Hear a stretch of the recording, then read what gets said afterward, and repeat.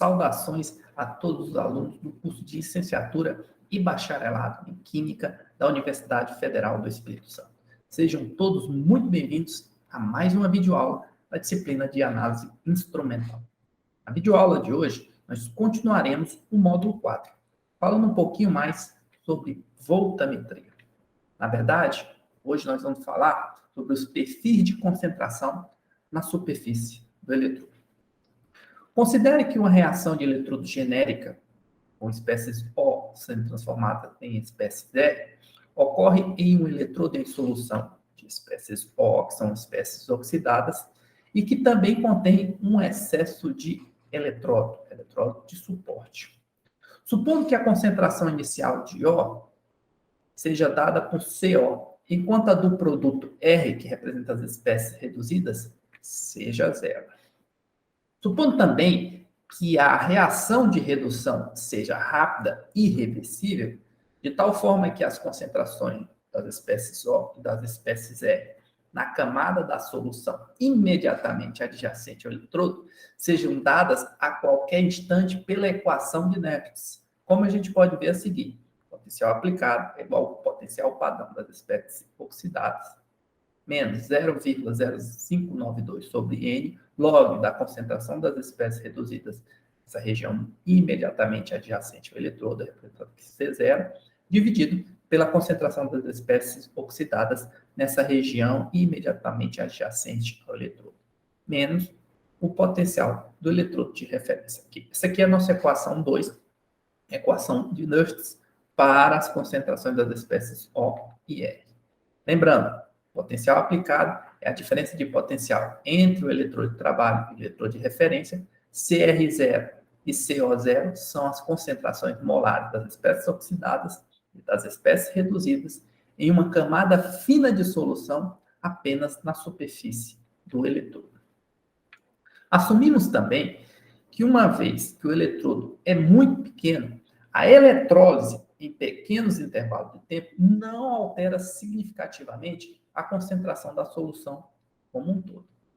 Como resultado, a concentração de O no todo da solução, CO, é inalterada pela eletrólise. E a concentração de R no todo da solução, representada por CR, continua a ser, para propósitos práticos, igual a zero. Ou seja, CR é aproximadamente igual a zero.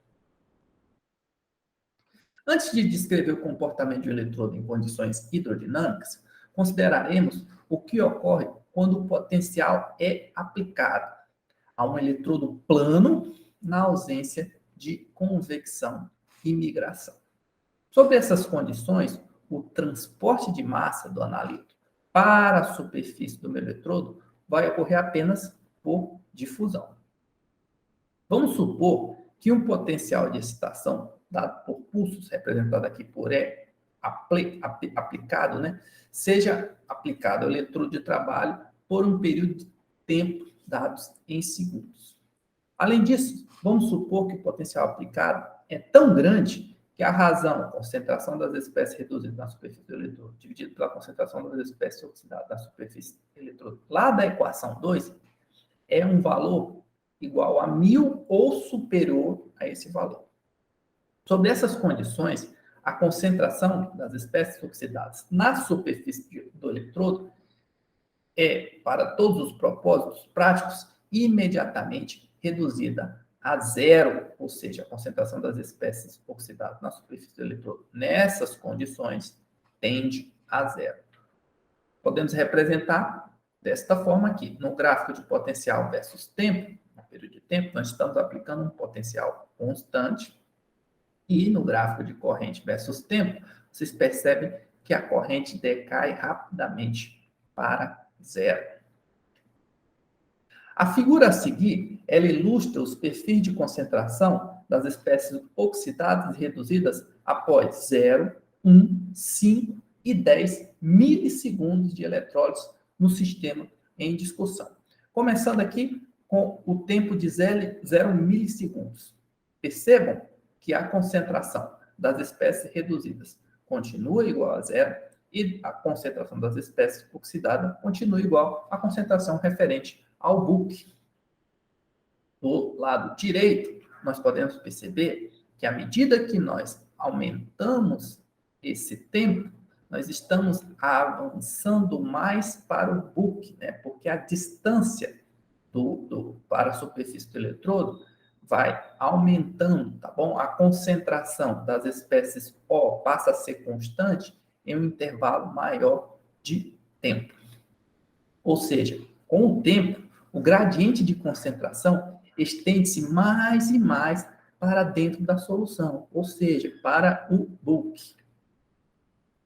A corrente I necessária para produzir estes gradientes é, então, proporcional às inclinações das porções de reta das linhas sólidas. Isto é, a corrente em ampere vai ser igual à quantidade de elétrons por mol de analítico vezes a constante de Faraday, vezes a área superficial do meu eletrodo em centímetros quadrados, vezes o coeficiente de difusão das espécies oxidadas, vezes D1 C0, D1 X, bom? Onde C0 é a concentração das espécies oxidadas.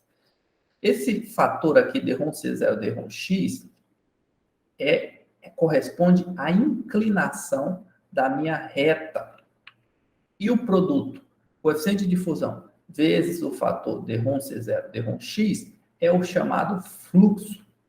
Percebam que a inclinação da minha porção reta, ela é diretamente proporcional à corrente necessária para produzir esses gradientes de concentração, já que N, F, A e o coeficiente de difusão são valores constantes. Além disso, essa inclinação é diretamente proporcional ao inverso do tempo, ou seja, é inversamente proporcional ao tempo. Quanto maior o tempo, menor a inclinação da minha porção reta na curva lá de gradiente de concentração. Para entender o efeito, então, da agitação, devemos desenvolver uma imagem de padrões de fluxo de líquido em uma solução em agitação contendo um pequeno eletrodo plano. Podemos identificar, então, dois tipos de fluxo dependendo da velocidade. O primeiro deles é o chamado fluxo laminar, tá bom? Que ocorre em velocidade de fluxo baixas e tem um movimento gentil e suave. Por outro lado, nós temos o fluxo turbulento, tá bom? Que acontece com velocidades altas e tem movimento irregular e flutuante. Na figura 23.6 fica mais clara a distinção entre esses dois fluxos. Nela nós temos a visualização dos padrões de fluxo em uma corrente de fluido. Percebam que aqui à esquerda nós temos o chamado fluxo laminar e aqui à direita o fluxo turbulento, que é caracterizado por essa forma irregular, em zigue-zague, composto por redemoinhos e turbilhões. Podemos melhorar ainda a visualização dessa figura, mostrando aqui a superfície do eletrodo, que corresponde a essa região aqui. Essa pequena camada fina aqui, que nós chamamos de camada de difusão de Nernst, de solução estagnada, representada aqui por delta. E nessa região aqui, próxima à superfície do eletrodo, após a camada de difusão de Nernst, nós temos a chamada região de fluxo laminar. Para além dessa região, nós temos a região de fluxo turbulento, já no bulk da minha solução. Na região muito próxima ao eletrodo, representado por delta, forças de atrito resultam em uma região onde a velocidade de fluxo é essencialmente zero.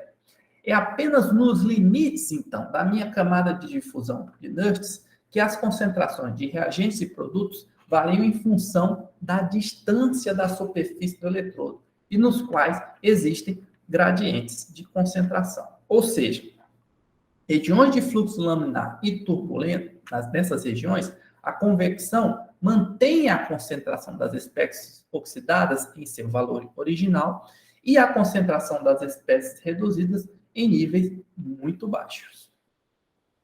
A figura a seguir ilustra os dois conjuntos de perfis de concentração das espécies oxidadas e espécies reduzidas em três potenciais crescentes mostrados como X, Y e Z. Lembrando que aqui nós temos um gráfico, né, um voltamograma hidrodinâmico de espécies oxidadas sendo reduzidas. E nós vamos pegar 3 pontos específicos. O ponto X, aqui nessa região da curva, o ponto Y nessa região, que corresponde ao potencial de meia onda, e o ponto Z, já aqui no finalzinho da minha curva. Percebam, no gráfico de concentração de espécies oxidadas por distância da superfície de X, que à medida que nós aumentamos o potencial, nós variamos a inclinação da porção reta da minha curva. Esse ponto aqui, Y, por sinal, nós temos que a concentração das espécies oxidadas na superfície do eletrodo é igual a metade da concentração inicial das espécies oxidadas. E no ponto Z, essa concentração é igual a zero. Nessa região onde temos esse comportamento linear, nós temos então a chamada camada de difusão de Nernst, com a solução em repouso. Ela tem um comprimento, um delta, né, que vai em torno de 10 a menos 2 a 10 a menos 3 centímetros. Para além dela, nessa região cinza escura, nós temos a região de convecção, onde a solução está sob agitação. O mesmo pode ser visualizado para as espécies reduzidas, num gráfico de concentração de espécies reduzidas em milimol por litro, dividido pela distância da superfície X. Percebam que, novamente, nós temos uma variação do comportamento dessa inclinação da região da camada de difusão de Nernst à medida que aumentamos o potencial aplicado. E que, novamente, nós temos aqui um potencial em Y que corresponde à concentração das espécies oxidadas, dividido pelas espécies reduzidas. Para essa segunda imagem, nós temos também a camada de difusão de Nernst com a solução em repouso, que corresponde à região de inclinação da curva, e a região de concentração constante das espécies reduzidas corresponde à região de convecção, onde nós temos a solução sob agitação. Com a solução sob agitação, a difusão é limitada a uma camada estreita de líquido, que mesmo com o tempo não pode se estender indefinidamente para a minha solução. Como resultado, as correntes estáveis controladas por difusão aparecem rapidamente após a aplicação de uma voltagem. Sob o potencial X, a concentração de equilíbrio das espécies oxidadas na superfície do eletrodo foi reduzida para 80% de seu valor original, enquanto a concentração das espécies reduzidas aumentou em uma proporção equivalente à concentração das espécies reduzidas na superfície do eletrodo, vai ser igual à concentração inicial das espécies oxidadas, menos a concentração das espécies oxidadas na superfície do eletrodo. Ou seja, visualizando aqui o nosso gráfico, percebam que nós temos 80%, ela reduzindo até chegar a um valor constante, tá bom? E a concentração das espécies reduzidas vai ser equivalente à subtração da concentração inicial menos a concentração na superfície do eletrodo. Sob o potencial Y aqui em destaque, que corresponde ao potencial de meia onda, né, já que nós temos a metade da concentração inicial, as concentrações de equilíbrio das duas espécies na superfície do eletrodo são aproximadamente iguais. Por fim, sob um potencial Z, que agora está em destaque, e após a concentração das espécies oxidadas se aproxima de zero, enquanto das espécies reduzidas se aproxima do valor original da concentração das espécies oxidadas. Assim, em potenciais mais negativos que Z, basicamente todos os íons de espécies oxidadas que entram na camada superficial são instantaneamente reduzidos a espécies R. Vamos falar agora um pouquinho então sobre as correntes voltamétricas. Como acabamos de discutir, a corrente em qualquer ponto da eletrólise ela é determinada pela velocidade do transporte de massa, ou seja, do transporte das espécies oxidadas da extremidade mais externa da camada de difusão para a superfície do eletrodo. Como o produto R da eletrólise se difunde para regiões mais distantes da superfície do eletrodo e acaba sendo removido também por convecção, uma corrente contínua é necessária para manter na superfície as concentrações demandadas pela equação de Nernst. Contudo, a convecção mantém um suprimento constante de espécies oxidadas no limite externo da minha camada de difusão. Consequentemente, resulta em uma corrente de estado estacionário, que é determinada pelo meu potencial aplicado. Essa corrente é uma medida quantitativa de quão rápido as espécies oxidadas está sendo trazida para a superfície do meu eletrodo. Essa velocidade é dada pela inclinação daquela porção linear lá, ou seja, d1 C0 sobre d1 X, onde X é a distância em centímetros da superfície do meu eletrodo.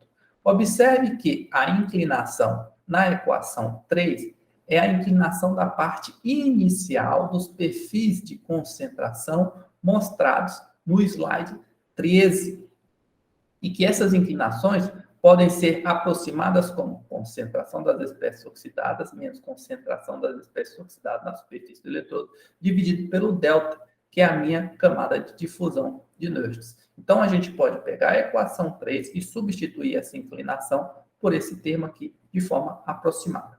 Quando essa aproximação é válida, a equação 3 pode ser reduzida a NFAD0, concentração das espécies oxidadas no bulk, né, menos concentração das espécies oxidadas na superfície do eletrodo, dividido por delta. Podemos reescrever essa equação, agregando aqui os termos constantes, tá bom? E reescrevê-la como sendo corrente é igual a K0, concentração das espécies oxidadas no seio da solução, menos concentração das espécies oxidadas na superfície do eletrodo. A equação 4 mostra que à medida que a concentração das espécies oxidadas na superfície do eletrodo diminui, como resultado negativo de potenciais aplicados, que são cada vez mais maiores, né, a corrente aumenta até que a concentração na superfície se aproxime de zero. Neste ponto, a corrente se torna constante, independente do meu potencial aplicado. Desta forma, quando a concentração das espécies oxidadas na superfície do eletrodo tende a zero, a corrente torna-se a corrente limite, representada por I. Ou seja, a corrente limite vai ser igual a NFAD0 sobre delta, que é a minha espessura da camada de fusão, vezes a concentração das espécies oxidadas no seio da solução, que pode ser reescrito como K0, já que todos esses termos são constantes, vezes a concentração das espécies oxidadas no seio da solução.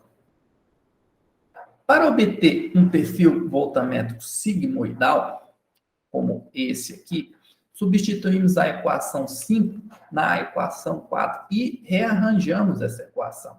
Lembrando que essa aqui é a nossa equação 4, corrente é igual a K0, concentração das espécies oxidadas no bulk, menos concentração das espécies oxidadas na superfície do eletrodo, que pode ser reescrito como K0, concentração das espécies oxidadas no bulk, menos K0, concentração das espécies oxidadas na superfície do eletrodo.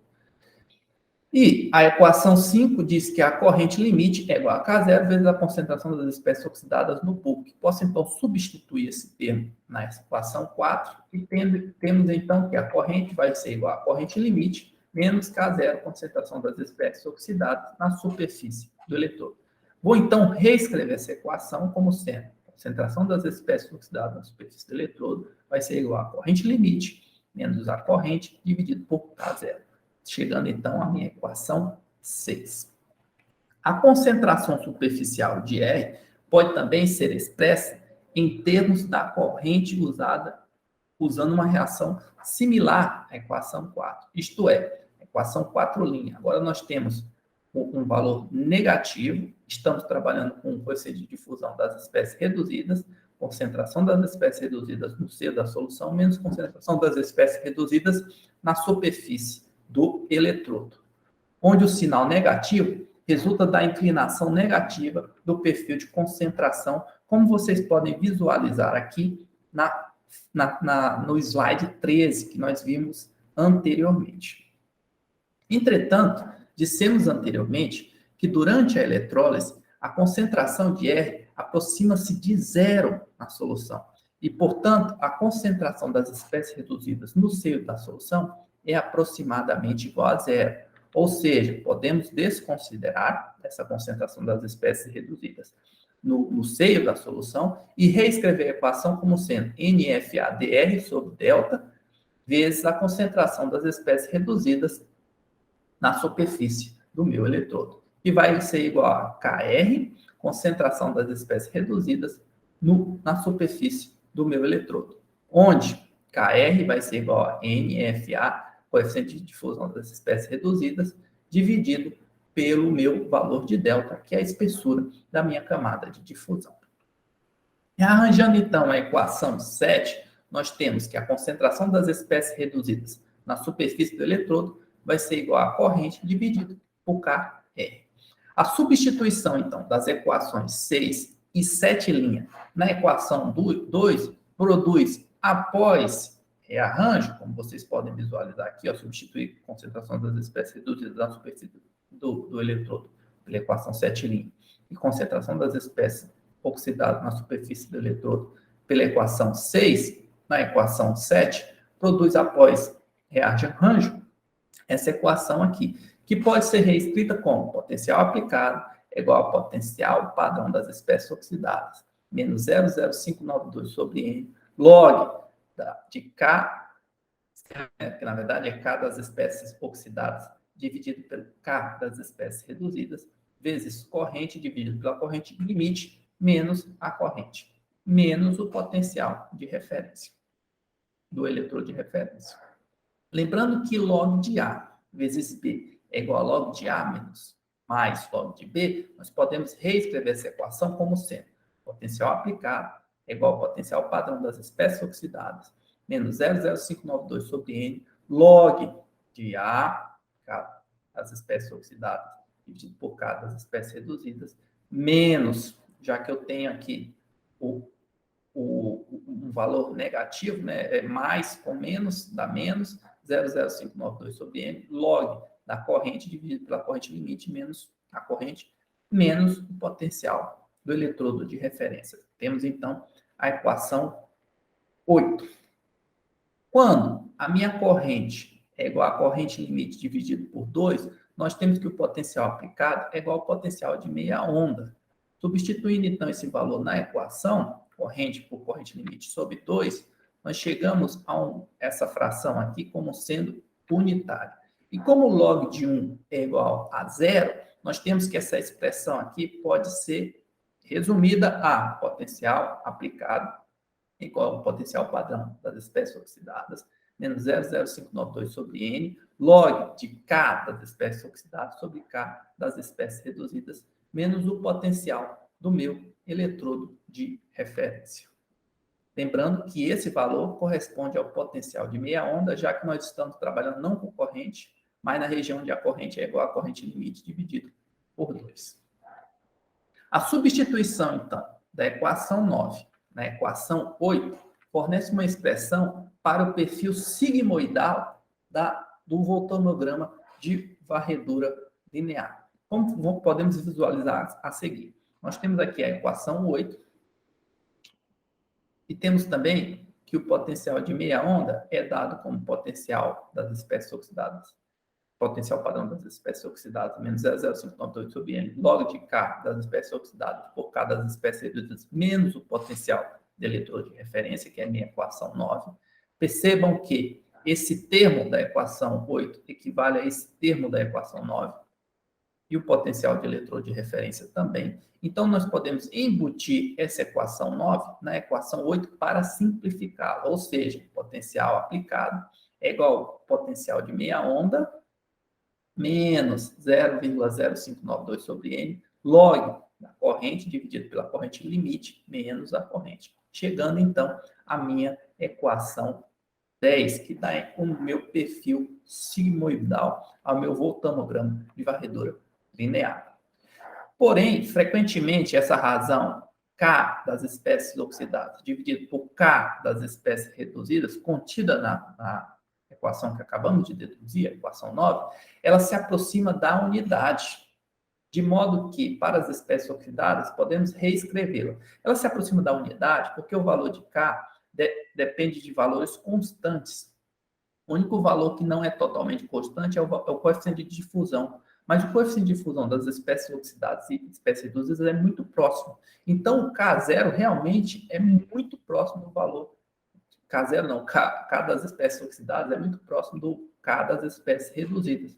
Portanto, essa razão tende a ser unitária, ou seja, o potencial de meia onda é igual ao potencial padrão das espécies oxidadas, menos 0,0592 sobre N, log da razão, e aí essa razão passa a ser unitária, log de 1 é igual a 0, e eu posso simplificar essa equação 9 como sendo o potencial de meia onda é aproximadamente igual ao potencial padrão das espécies oxidadas menos o potencial do eletrodo de referência. Chegando finalmente aqui à minha equação 11.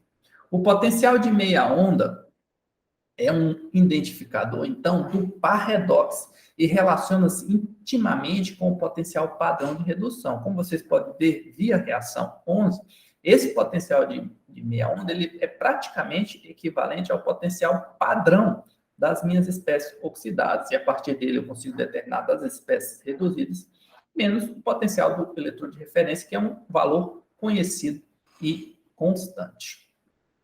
Vamos falar agora da relação corrente-voltagem para reações irreversíveis.